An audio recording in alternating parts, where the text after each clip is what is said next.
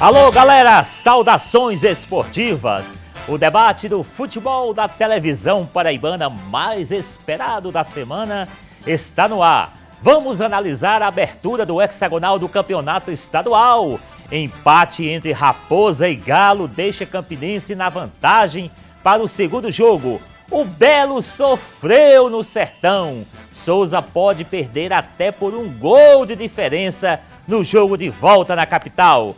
E torcedores do Botafogo já falam em vaga pelo índice técnico. CSP passa tranquilo pelo Paraíba e faz boa vantagem para a partida de volta em Cajazeiras. Pelo quadrangular da morte, Atlético assume liderança isolada. Santa Cruz segura a segunda colocação. E a assombração da segunda divisão começa a assustar Alto Esporte de Patos. E ainda, um giro pelos principais estaduais. A definição dos classificados. Teve zebra no Cearense. Teve humilhação para um grande no Mineiro. Teve craque do Carioca com salário de R$800 mil, brigando com o técnico e pedindo afastamento dele do cargo de treinador. Venha participar com a gente. As discussões estão quentes. É agora no Rede Futebol Clube.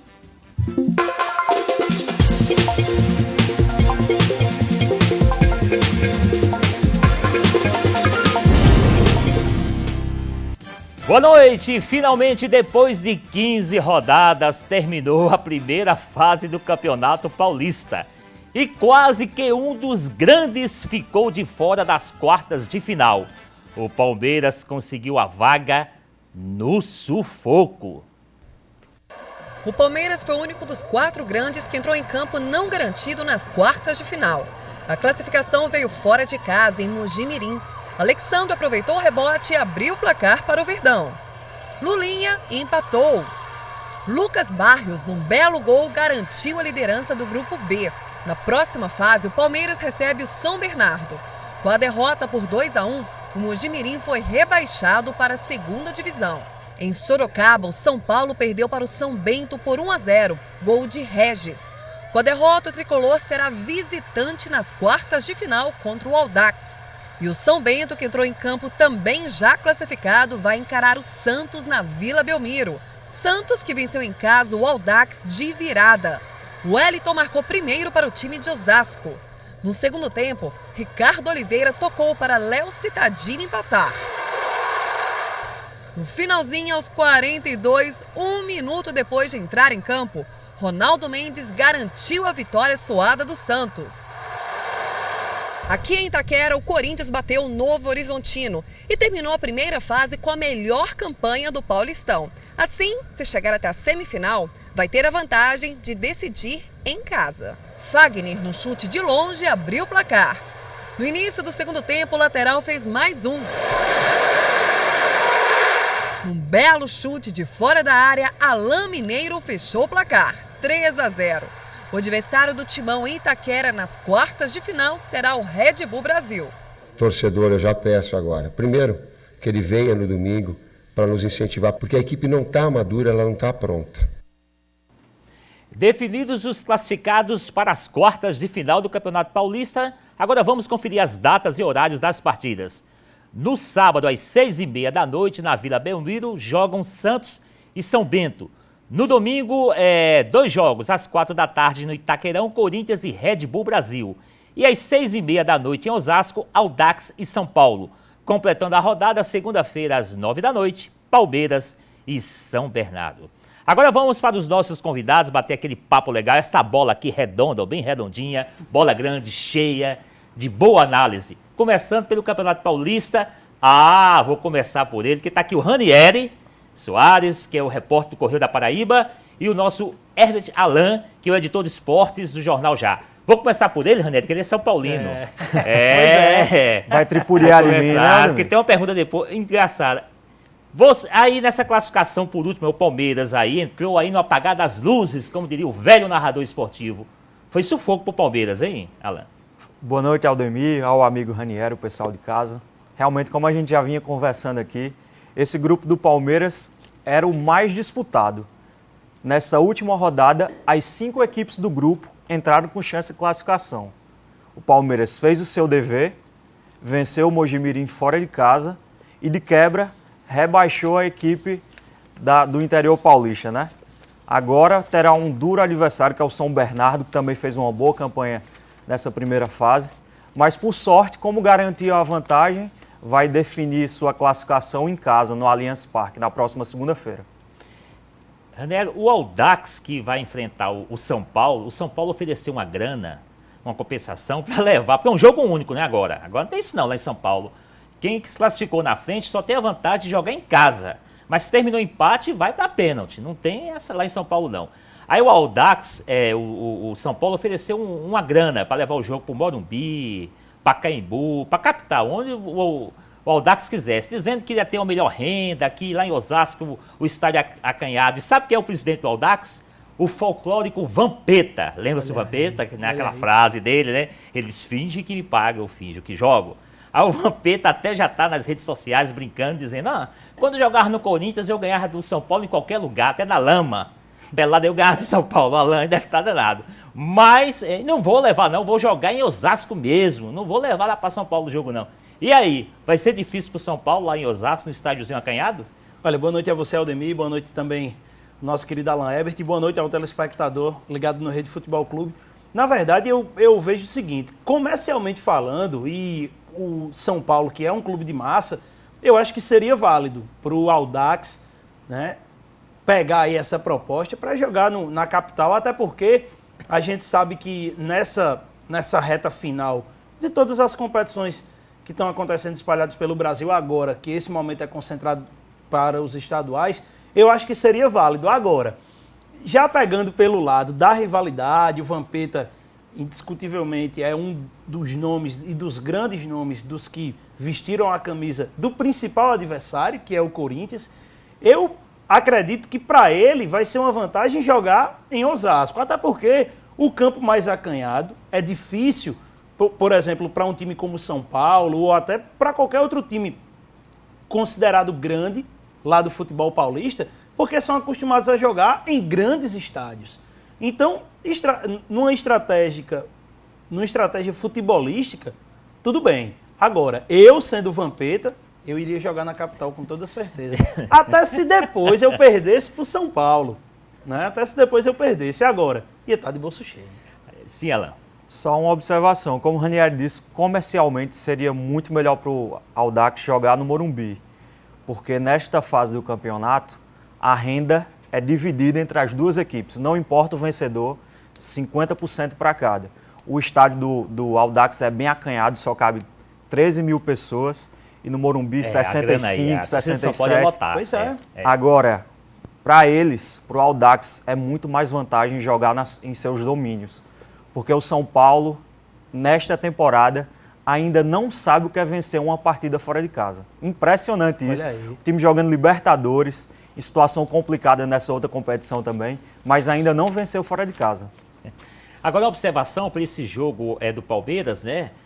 O torcedor já me perguntava, porque o Palmeiras, que saiu a tabela agora no finalzinho da tarde, a turma já começou a ligar para cá. Por que o jogo vai ser na segunda-feira? Pelo seguinte, domingo vamos ter a votação do impeachment da Dilma, né? Presidente Dilma. Então vamos ter manifestações pelo país a favor e contra. Aí a polícia em São Paulo disse, não tem condições de garantir 2 clássicos no domingo aqui e ainda o policiamento e toda aquela confusão. O jogo do Palmeiras não poderia ir para o sábado, que o Palmeiras joga quinta-feira pela Libertadores. Então não dá aquele tempo que a lei, né? Hoje são 60 horas. Exatamente, permite. Então o próprio Palmeiras foi que se escalou e pediu à federação, não, como ele é o mandante, eu quero jogar na segunda-feira. Então, tá explicado. Terminou sendo uma boa. E como a gente sabe que fora Brasília, o centro das manifestações, até pela influência que o PT tem no Estado, é em São Paulo. Então, tudo fica sobresguardado aí. É como João Pessoa com as muriçocas do Miramar, né? Ninguém pode jogar no carnaval por conta das muriçocas. Verdade. Então, passado a régua no Campeonato Paulista, agora vamos falar de Campeonato Carioca. O que o Flamengo precisava na rodada aconteceu. ganhou do Boa Vista fácil por 3-0. Torceu para o Fluminense vencer o Volta Redonda e aconteceu, 2-0. O Flamengo entrou no G4 com 9 pontos e agora parte para a última rodada precisando de uma vitória simples em cima do frágil Bangu para se juntar a Vasco, Botafogo e Fluminense nas semifinais. Alguma surpresa no Carioca? Não sei se o Flamengo ainda sufoco para conseguir aí entrar no G4? Olha, é até assim, eu sempre tenho dito que o futebol carioca, né, o paulista ele consegue ter uma coisa interessante porque os times ditos menores, eles conseguem até surpreender os times de camisa. Agora, você percebe que o futebol carioca, ele praticamente foi um futebol que aos poucos está se apagando do cenário nacional. Porque eu acho que devido também aos rebaixamentos, né, recentemente do Campeonato Brasileiro, tanto de Vasco como do Botafogo, né, o futebol carioca ele vive eu posso dizer assim, que uma crise de identidade. Porque antigamente o futebol carioca era um futebol muito forte e para mim sempre foi o mais forte, até pela penetração que o futebol carioca sempre teve aqui. Agora, em relação a possíveis mistérios aí ou coisas que não deveriam ter acontecido e aconteceram, eu acho que a questão do Flamengo de ter ganhado nos focos, sempre que se muda de técnico, tem uma história de o técnico traz os seus e uns que já se integram também.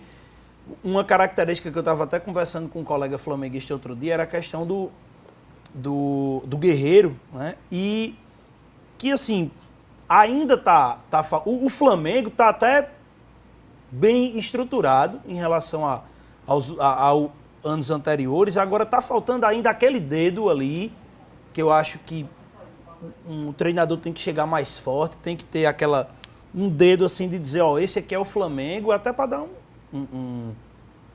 uma resposta ao seu torcedor, que é um torcedor que está espalhado por todo o Brasil. Olha, mas para mim sem surpresas. O Campeonato Carioca está numa situação tão difícil que, veja só, assim, realmente os clubes insatisfeitos com a Federação do Estado do Rio de Janeiro, que pela segunda divisão do Campeonato Carioca, imagine, Belfort Roxo e Barra da Tijuca. O Belfort Roxo chegou atrasado lá no jogo, né? Chegou atrasado no jogo contra o Barra da Tijuca. Aí quando desceu todo mundo e tal, sabe o que foi que aconteceu? Esqueceram o médico. Esqueceram o médico na cidade. Tudo bem, esquecemos do médico, vamos arranjar um médico aqui, precisa. Não, o cara disse, não, tem um médico ali que vem, faz um serviço extra e tal, arrumou o médico. Vamos trocar de roupa, vamos. Esqueceram os uniformes. É brincadeira? Esqueceram. Então perdeu pro WO, tinha chance de passar para a segunda fase do Campeonato Carioca, a segunda fase, isso é a segunda divisão, e não foi. Olha a situação do Campeonato Carioca. Esse mesmo time já tinha perdido por WO na primeira rodada porque chegou atrasado. Então, olha a confusão, tá certo? Agora eu tenho uma para você, viu, Alan? Ainda falando de Cariocão, o craque do Fluminense brigou com o técnico e disse que só volta a jogar pelo Fluminense se Levi Coupe sair. Fred tem um salário, beleza, R$800 mil. Mas mesmo assim parece que o treinador está prestigiado pela diretoria. Primeiro eu queria saber de você se o Fred foi de fato relacionado para essa partida ou não, mesmo não tendo feito os 2 últimos treinos. Não, ele não foi relacionado porque ele não treinou. Foi isso, ele não treinou e não conversou comigo. Então ele fez o treinamento à parte, lá não sei exatamente, não foi nem comando da comissão técnica. Então foi uma coisa, e aí ele resolveu falar com a diretoria e pedir alguns dias para resolver alguns problemas particulares. Pode ser que ele tenha problemas particulares e eu não estou sabendo também, gostaria até de ajudá-lo se fosse um caso. Mas a verdade é essa, eu sei muito pouco para eu poder responder diretamente. Eu queria ouvir dele, qual foi o problema para eu poder me colocar. A gente sabe dos outros treinadores que passaram por aqui que o Fred tinha uma liderança dentro de campo e um pouquinho fora também. Teve algum tipo de confronto, mas talvez não necessariamente confronto de esclarecimento da sua parte em relação à liderança, de que fora de campo o comando é todo seu? Não, para mim não. Esse é o tipo da coisa. Veja bem que nós estamos no Brasil, né? Será que é preciso que o técnico diga que quem escala o time é o técnico? Será que é preciso que você pergunte para o professor quem vai dar aula aqui? O professor vai dar aula, os alunos, sabe, eles respondem, cada um faz a sua parte ali. Isso aí é uma coisa que não houve esse questionamento com relação, o Fred com relação a mim, ele já me conhece.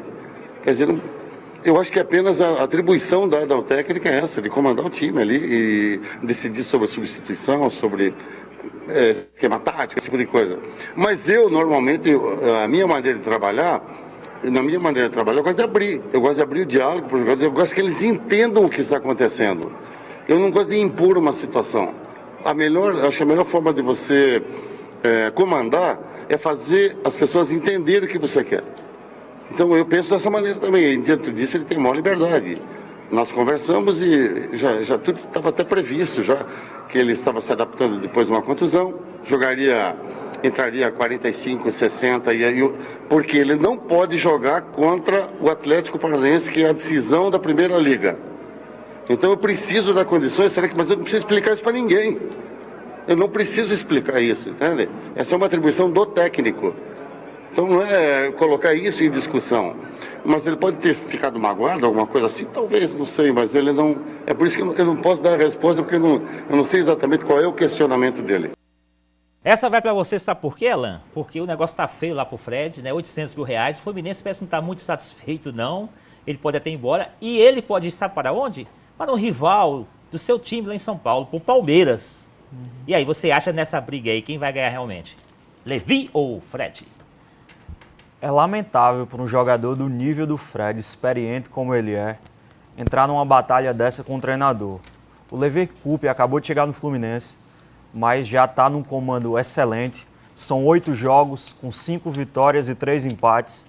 Pegou o time numa situação muito ruim no Campeonato Carioca.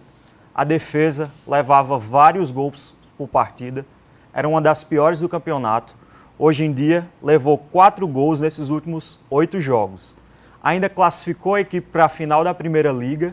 Aí Fred, que está voltando de contusão, ainda não está com aquele ritmo todo de jogo, vem discutir com o treinador numa situação dessa. Um jogador, como você disse, que ganha 800 mil reais por mês, um dos maiores ídolos da história do clube.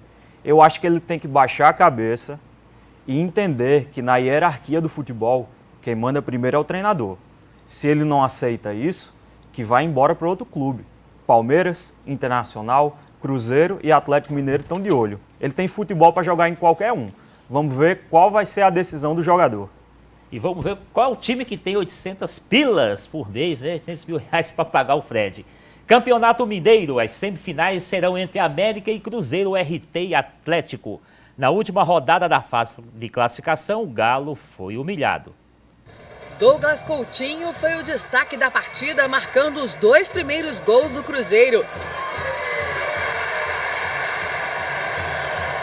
Leonardo descontou para o Boa. No segundo tempo, Alano fez o 3º do Cruzeiro. E Rodrigo Mucuri, mais um para o Boa. A vitória por 3-2 mantém a invencibilidade do Cruzeiro na competição. O Atlético, que já estava classificado, abriu o placar com Juan Casares de pênalti. 6 minutos depois, o tricordiano empatou. No segundo tempo, a equipe de Três Corações virou o jogo.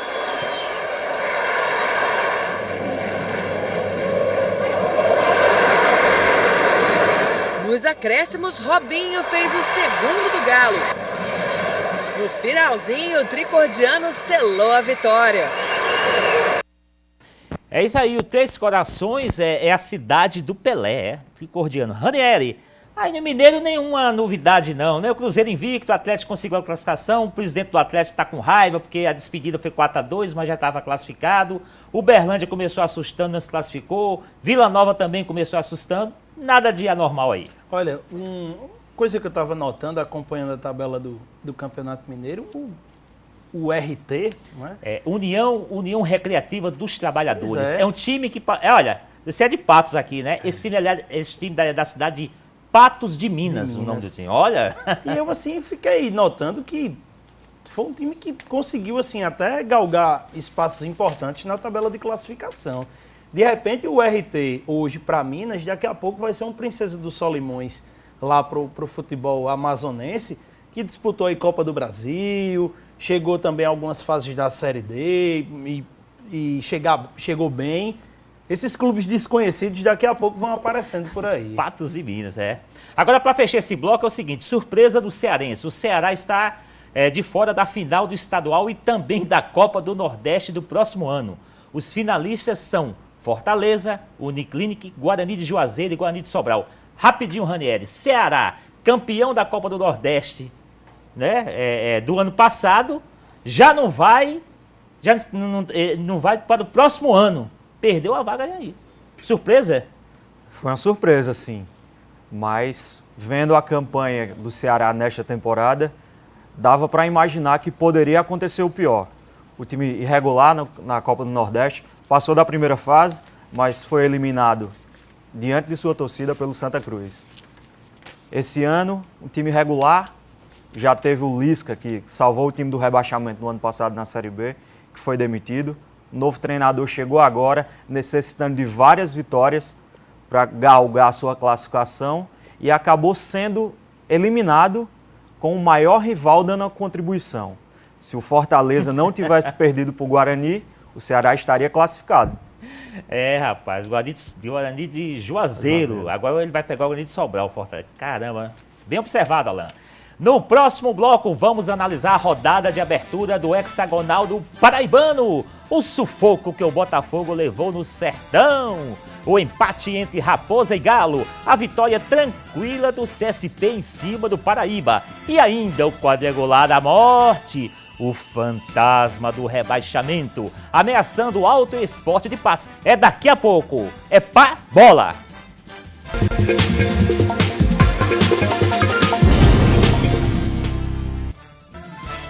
Segundo tempo do Rede Futebol Clube, a bola rolou pelo quadrangular da morte do Campeonato Paraibano. No Almeidão, Alto Esporte e Santa Cruz empataram sem gols, mas no José Cavalcante as redes foram balançadas. Fábio fez o único gol da partida entre Atlético de Cajazeiras e Esporte de Patos. O Trovão Azul saiu com a vitória e ainda se isolou na classificação. Olha, Ranieri, aqui eu acho que o Alto Esporte está seguindo junto com o esporte da sua cidade, de mãos dadas, né? Eu sempre disse que os rebaixados seriam o esporte e outro. Então o outro está sendo o Alto Esporte.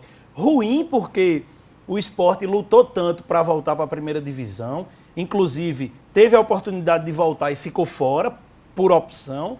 E o Alto Esporte, campeão paraibano, um clube de tradição, inclusive dono de um dos grandes clássicos do futebol paraibano, que é o Botalto. Agora, nessa situação, e não por outra coisa, mas por falta de organização do próprio clube. Não é à toa que, nas últimas temporadas, todas tiveram princípio de greve dos jogadores do Alto Esporte por falta de pagamento. Alto Esporte sem dinheiro, esporte sem dinheiro, tudo bem, tá aí essa situação, o Alto já relembrando aquele do ano passado. Agora, Alain, o Santa Cruz também não tem grana não. Mas pelo menos está ali segurando com 4 pontos, né? E o Atlético que não tinha grana, entrou uma graninha, a turma pagou a metade, é líder.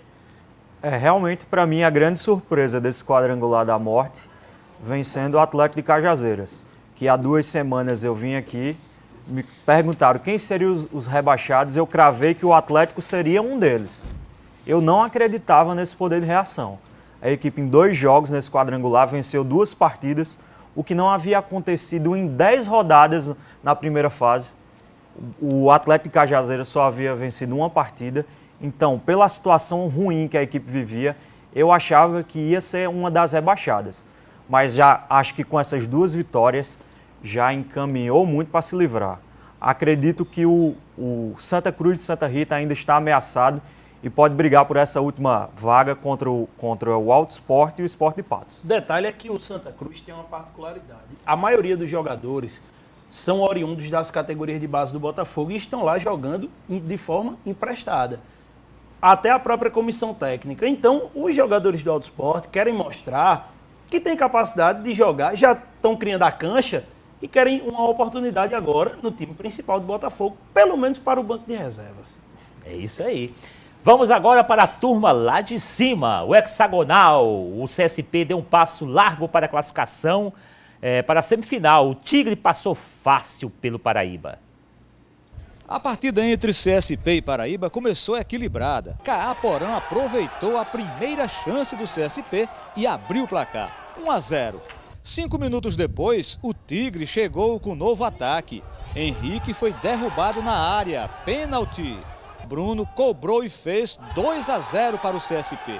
Aos 19 minutos, o Paraíba teve a chance de diminuir o placar. França ficou na cara do gol, mas o Wallace salvou o Tigre. Aos 41 minutos, mais uma chance do Paraíba. Renatinho entrou na área e chutou mal. Final de primeiro tempo, 2-0 para o CSP. No segundo tempo, logo aos 4 minutos, a defesa do Paraíba cochilou. Bruno roubou, teve a chance de fazer o terceiro do Tigre, mas bateu mal. O Paraíba respondeu com essa cobrança de falta. Ítalo bateu forte. Mais uma vez, o Wallace defendeu. 2 minutos depois, mais um ataque do Paraíba. França desperdiçou. Aos 23 minutos, quando o Paraíba estava melhor em campo, a situação se complicou para a equipe de Cajazeiras. O time teve Pretinho e Danúbio expulsos. Eles reclamaram demais e saíram mais cedo. Mesmo com 2 jogadores a menos, a equipe do Sertão não se entregou. Final, CSP 2, Paraíba 0. O jogo de volta nessa fase do mata-mata será no dia 24, no Perpetão, em Cajazeiras. Ranieri, jogo fácil, né? O CSP fez 2, mas poderia ter feito 3, 4. Paraíba não assustou.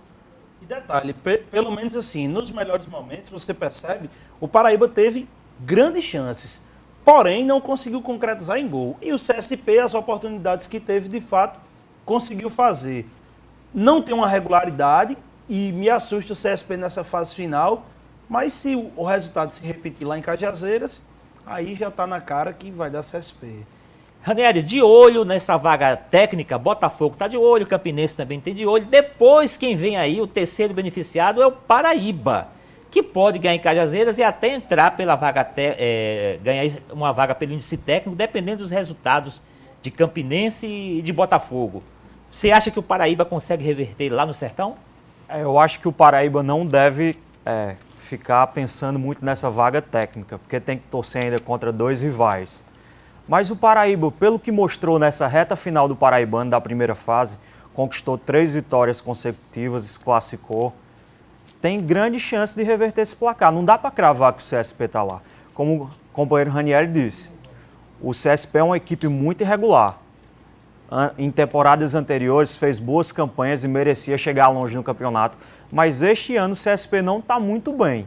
Então acredito que mesmo com esses 2 desfalques desses jogadores expulsos, o Paraíba tem boa chance de ainda reverter essa classificação. E no Marizão, meu amigo, aqui,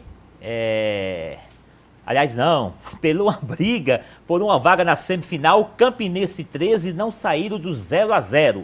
O jogo não foi como esperado. Quem chegou mais perto de marcar foi a Raposa numa cobrança de pênalti, mas foi desperdiçada, sabe por quem? Pelo artilheiro do campeonato. De um lado, otimismo. Hoje vai ser 2-0 pro nosso galão, nosso 13, para sair desse jejum aí. 2 gols, um do Thiago Furlan e um de Brasão. Do outro, convicção. Hoje, eu não quero desmerecer o adversário não, mas a gente só vai meter 3 hoje. Em campo, a hora de saber quem levaria a melhor.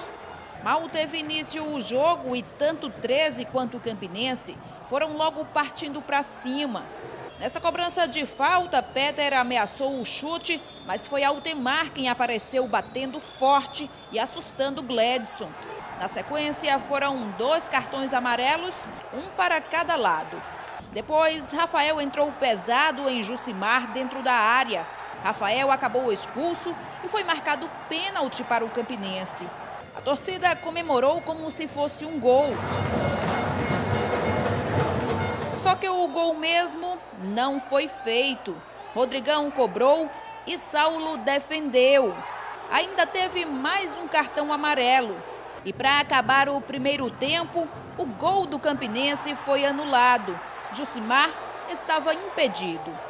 Na etapa final, parecia que o gol ia sair.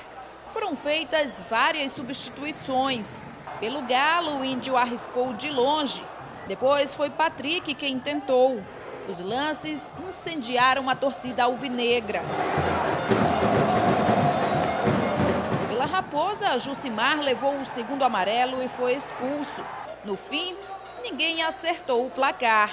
E aí o clássico dos maiorais terminou em 0-0. Empatou um clássico, uma equipe que veio o tempo inteiro marcando do meio campo atrás, explorando os contra-ataques. Tivemos oportunidades de marcar no pênalti e não conseguimos. Então não concluímos em gol a melhor oportunidade. E num clássico, quando você não marca, principalmente num pênalti, você é penalizado. A gente tentou pressionar mais aqui no campo de defesa deles, né? Entretanto, a gente abriu espaços para as bolas longas e a disputa de primeira e segunda bola, que acabou não gerando o equilíbrio que eu queria no início. Mas eu acredito que nesses 15 dias que nós vamos ter de trabalho, eu acho que a gente pode dar mais um passo e vir um pouco melhor para o jogo do dia 24. Ranieri Soares, Campinense continua sem perder para o 13, né, neste ano.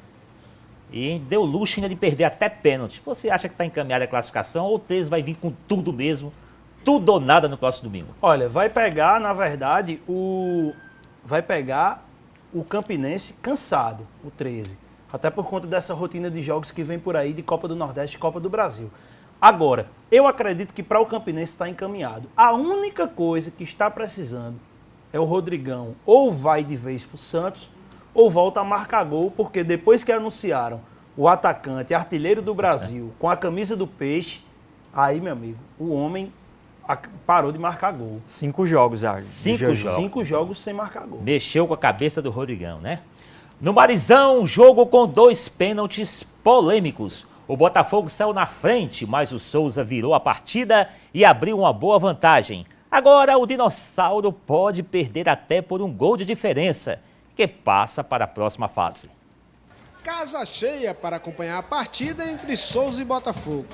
Um jogo de 180 minutos. Quando a bola rolou, quem mexeu no placar foi a equipe alvinegra. Um contra-ataque rápido, Danielzinho encontrou Val livre. E de perna direita, o atacante abriu o placar no Marizão. Sem chances para o goleiro Ricardo. Botafogo, 1-0. O Souza aparece nesse lance. Cruzamento de Eduardo Recife, mas para na zaga do Belo. O empate saiu com uma falha do goleiro alvinegro. Eduardo Recife cruza e Tarcísio de cabeça deixa tudo igual. Agora, Souza tem 1, Botafogo 1. Após o gol, o time sertanejo é só pressão. Nesse lance, Manu manda uma bomba, mas dessa vez Michel defende. Já estamos na segunda etapa e com 5 minutos de jogo, Zeca mete a mão na bola. A sinalização foi do assistente Bruno Machado e o árbitro marca pênalti para o Souza. Manu cobra no canto esquerdo de Michel, sem chances para o paredão do Belo. Agora, Souza tem 2, Botafogo 1. O alvinegro tenta uma reação. Massinho de perna direita manda uma bomba, mas a bola se perde pela linha de fundo. Dico, que entrou no segundo tempo, se manda pela direita e foi derrubado dentro da área. Éder Caxias em cima do lance marca pênalti. Quem cobrou foi o estreante Giancarlo. Ele mandou uma bomba, sem chances para o goleiro Michel.